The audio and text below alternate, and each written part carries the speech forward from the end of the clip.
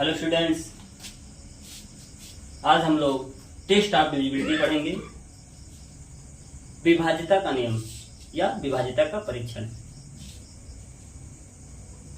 सबसे पहले हम लोग पढ़ते हैं डिविजिबिलिटी बाय 2।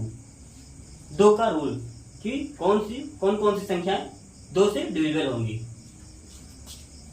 तो वही संख्याएं 2 से डिविजिबल होंगी जिसके लास्ट का डिजिट या यूनिट यानी इकाई का अंक 0, 2, 4, 6 या 8 इनमें से कोई भी होगा तो वो संख्या सदैव 2 से डिविजिबल होगा। चाहे कितना भी बड़ा संख्या हो, कितने भी डिजिट का संख्या हो, बस हमें उसके लास्ट का डिजिट देखना है कि इनमें से कोई है तो डायरेक्ट उसे डिविजिबल बता देना है, उसे टिक लगा देना है कि ये 2 से संख्या डिविजिबल होगा या डिविजिबल 2 से हो जाएगा। या तो हमें देखना है 2 से डिविजिबल है कि नहीं उसके लास्ट का डिजिट। जैसे देखो यहाँ पे लिखा है 7876।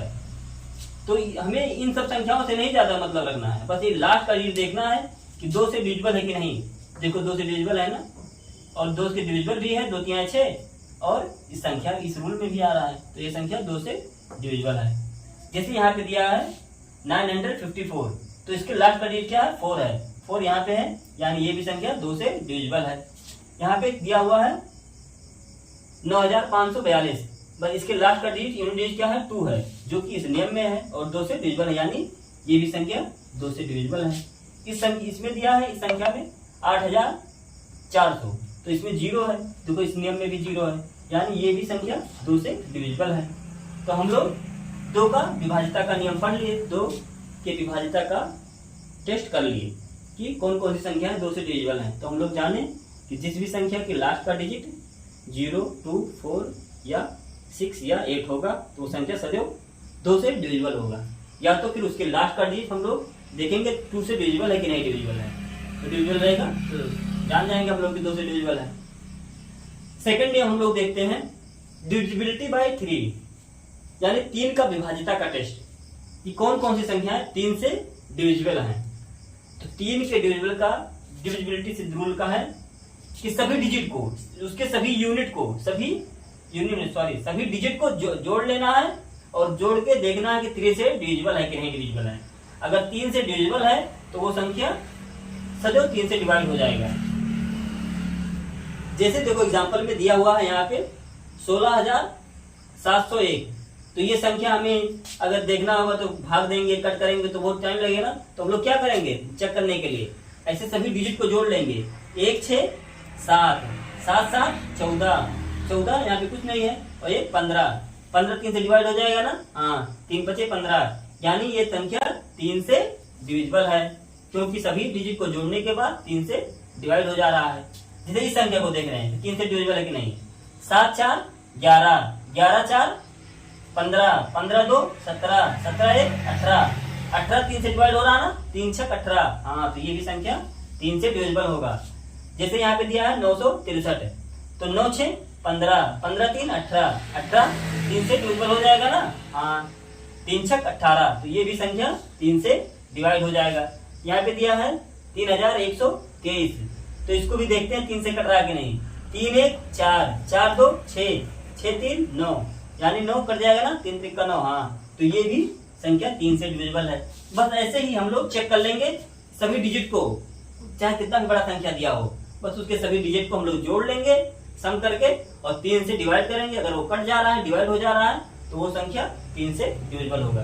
तो हम लोग 3 का भी डिविजिबिलिटी पढ़ लिए और जान गए। अब हम लोग पढ़ेंगे डिविजिबिलिटी बाय 4, 4 का विभाज्यता का नियम।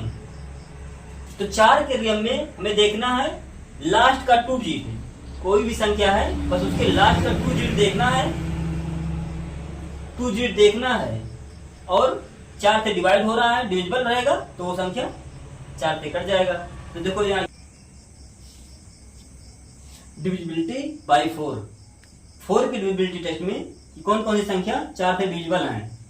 हम लोग देखेंगे किसी भी संख्या का उसके लास्ट का डिजिट देखेंगे, लास्ट का 2 डिजिट देखेंगे, लास्ट का 2 डिजिट कि 4 से डिविजिबल है कि नहीं डिविजिबल है। अगर उसके लास्ट 2 डिजिट 4 से डिविजिबल है तो वो संख्या डिविजिबल रहेगा।